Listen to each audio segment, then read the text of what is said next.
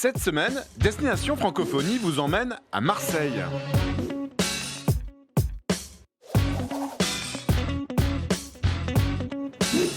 Bonjour. Comme le disent tous les écrivains, la première fois que vous découvrez Marseille, il faut le faire par la mer. Et c'est vrai que la vue est tout simplement splendide.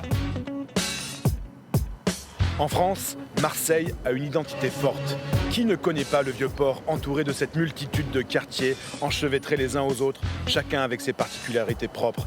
Et qui ne rêve pas de se baigner ou de naviguer dans ces magnifiques calanques toutes proches de la ville? Marseille, c'est aussi une ville qui a une forte personnalité, à l'image des supporters de sa mythique équipe de football, l'OM, l'Olympique de Marseille.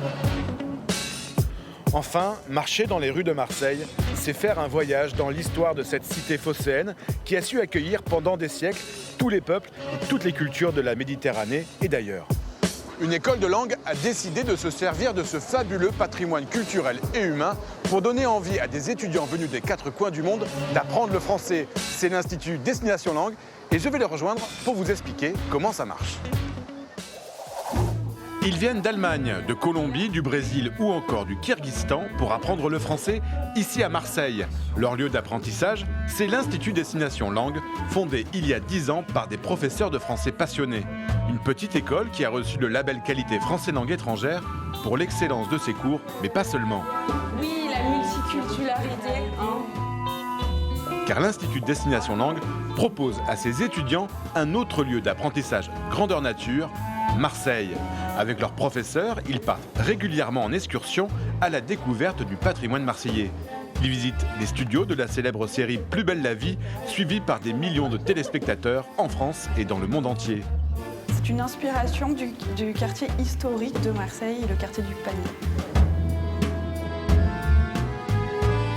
Ils découvrent le patrimoine maritime de la cité phocéenne avec l'association Bout de Mer qui réhabilite les anciens bateaux et propose des visites guidées du Vieux-Port et des environs de la cité phocéenne.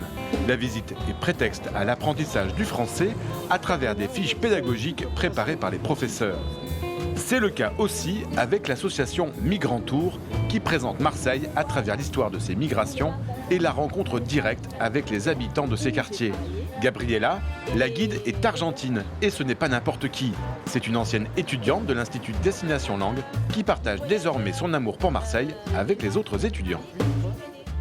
Bonjour Gabriella. Bonjour Yvan. Pourquoi c'est intéressant de faire découvrir Marseille à ses étudiants étrangers? C'est une école de français, l'Institut Destination Langue, qui m'a permis de parler les Français, connaître mieux l'histoire de Marseille.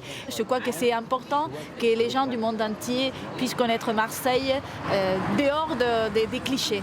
Et aller à la rencontre des habitants, mieux comprendre comment ils sont, de quoi ils parlent. C'est fondamental d'apprendre les Français dehors de la classe parce que c'est la vraie vie qui nous amène à parler le français. Bonjour Ricardo.